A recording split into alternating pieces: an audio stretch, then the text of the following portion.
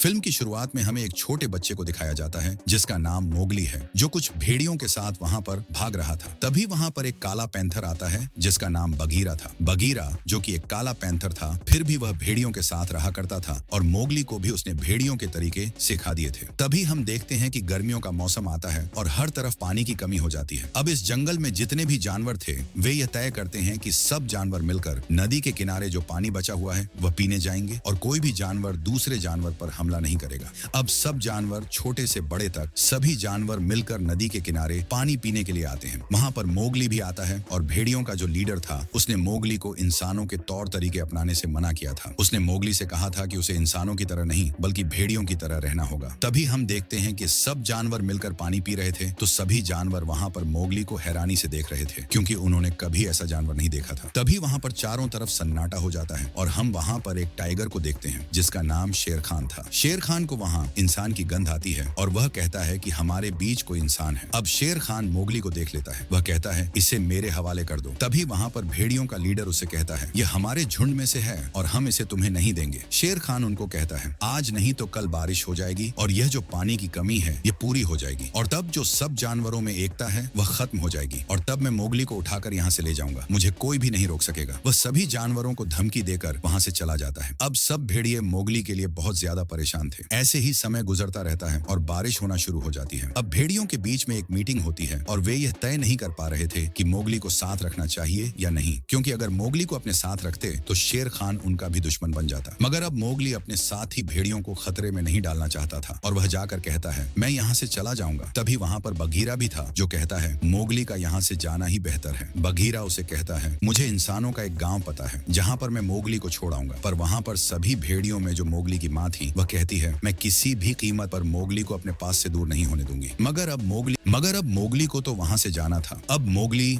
Bagheera के साथ आगे बढ़ता है। वह आगे बढ़ते बढ़ते एक सूखी घास के मैदान में पहुंचते हैं जहाँ पर बहुत सारी भैंसें थीं। तभी बगीरा को यह एहसास होता है कि यहाँ पर कोई खतरा है। वह मोगली से कहता है रोशनी की तरफ भागो। इससे पहले कि मोगली को कुछ समझ आता शेर खान मोगली पर हमला कर देता है। बगीरा शेर खान का मुकाबला करता है और मोगली वहाँ से भागना शुरू कर देता है। शेर खान बहुत ज्यादा ताकतवर था। बगीरा शेर खान का मुकाबला नहीं कर पाता। शेर खान बगीरा को बहुत ज्यादा घायल कर देता है और बगीरा हार जाता है और उसके बाद वह मोगली का पीछा करता है और जैसे ही वह मोगली को पकड़ने वाला था तभी वह वहाँ पर भागती हुई भैंसों से टकरा जाता है। दूसरी तरफ मोगली वहाँ पर भागते भागते शेर खान के डर से एक खाई में कूद जाता है। वहाँ पर जो भैंसें चारा खा रही थी वे भी वहाँ पर शेर खान के डर से भागने लगती हैं और इसी बात का फायदा उठाता है मोगली। वह एक भैंस को पकड़ता है और उस पर बैठकर वहाँ से निकल जाता है। अब इस बात पर शेर खान को बहुत ज्यादा गुस्सा आ रहा था क्योंकि मोगली उसके हाथों से निकल गया था। अब शेर खान उस जगह पर जाता है जहाँ पर भेड़िए रहते हैं। भेड़िए शेर खान को बताते हैं कि मोगली यहाँ से जा चुका है। अब शेर खान कहता है ये तुम्हारी गलती है, तुमने इस इंसान के बच्चे को मेरे हवाले नहीं किया। और तभी वहाँ पर भेड़ियों का जो लीडर था उससे शेर खान की फाइट हो जाती है। शेर खान उस लीडर को उठाकर पहाड़ी से नीचे गिरा देता है जिससे भेड़ियों के लीडर की मौत हो जाती है। अब सभी भेड़िए बहुत ज्यादा डर गए थे। शेर खान ने उनके इलाके पर कब्जा कर लिया था। दूसरी तरफ हमें मोगली दिखाया जाता है जो अभी भी भैंस के ऊपर था। जब उसकी आंख खुलती है तो वह देखता है कि भैंसें चट्टान पर से गुजर रही हैं और उस चट्टान का रास्ता बहुत ज्यादा खतरनाक है। वह देखता है कि ऊपर से लैंडस्लाइडिंग भी हो रही थी। तभी वह अपनी जान बचाने के लिए एक नदी में कूद जाता है। नदी से निकलकर अब मोगली बहुत ही घने जंगल में पहुंच चुका था। मोगली को बहुत ज्यादा भूख लग रही थी। वह वहां पर एक पेड़ पर कुछ फलों को देखता है। वह उन फलों को तोड़ने के लिए एक पेड़ पर चढ़ जाता है। तभी वहां पर कुछ और जानवर आते हैं। वे मोगली के फलों को उठाकर भाग जाते हैं और मोगली इस घने जंगल में आकर रास्ता भी भूल चुका था। अब जब मोगली एक पेड़ के पास से गुजर रहा था तभी उसके पास एक पाइथन सांप आ जाता है। वह मोगली को अपने काबू में कर लेती है जिससे मोगली को अपना पास्ट याद आ जाता है। जब वह बहुत ज्यादा छोटा था वह अपने पास्ट में देखता है कि किस तरह उसके फादर ने शेर खान से उसे बचाया था। उसके फादर के हाथ में एक जलती हुई मशाल थी जिससे उन्होंने शेर खान पर हमला भी किया था और वह निशान शेर खान की आंख पर आज भी है। अब जब शेर खान ने उसके फादर को मार दिया था तभी मोगली के पास बगीरा आया था और वह बगीरा उसे भेड़ियों के पास ले गया। अब दोबारा से हमें प्रेजेंट दिखाया जाता है जहाँ पर हम वही पाइथन सांप को देखते हैं। ये पाइथन सांप मोगली को अपनी बातों में लगा रही थी क्योंकि उसे बहुत ज्यादा भूख लगी थी, इसलिए वह मोगली को खाना चाहती थी। जैसे ही वह मोगली को खाने लगती है तभी वहाँ पर एक भालू आ जाता है जिसका नाम बलू था। वह मोगली को बचाकर वहाँ से ले जाता है। दरअसल मोगली बेहोश हो गया था। जैसे ही मोगली होश में आता है तो अपने सामने वह बलू को देखता है। अब बलू मोगली से कहता है मैंने तुम्हारी जान बचाई है और इसके बदले तुम्हें मेरी मदद करनी होगी। तुम्हें शहद तोड़ने में मेरी मदद करनी होगी। तो मोगली ब्लू की मदद करने के लिए तैयार हो जाता है। अब मोगली इंसानों की तरह अपना अपना दिमाग इस्तेमाल करता है और उस जगह पर पहुंच जाता है जहां पर बहुत सारा शहद था। अब बलू यह देखकर बहुत ज्यादा खुश हो जाता है। वह कहता है, क्यों ना तुम मेरे साथ ही यहीं पर रुक जाओ, हम दोनों अच्छे दोस्त बनकर रहेंगे और खूब सारा शहद इकट्ठा करेंगे और सर्दियों में खूब मजे करेंगे। मगर मोगली उसे कहता है, मुझे यहाँ पर बगीरा ने रुकने से मना किया है। बलू कहता है, वह तो मेरा बहुत अच्छा दोस्त है। बलू मोगली को उस जगह पर ले गया था जहाँ से इंसानों की बस्ती नजर आ रही थी और अब बलू तो मोगली को यहाँ पर रहने के लिए कन्विंस कर चुका था। अब जैसे ही बलू और मोगली मस्ती कर रहे थे तभी वहाँ पर बगीरा आ जाता है। वह मोगली को यहाँ पर देखकर काफी ज्यादा हैरान होता है। वह कहता है, मैंने तो तुम्हें यहाँ से जाने को कहा था। मोगली जैसे ही बगीरा को देखता है तो वह उसके गले लग जाता है। अब जब रात को सभी सो रहे थे तभी मोगली की आंख खुलती है।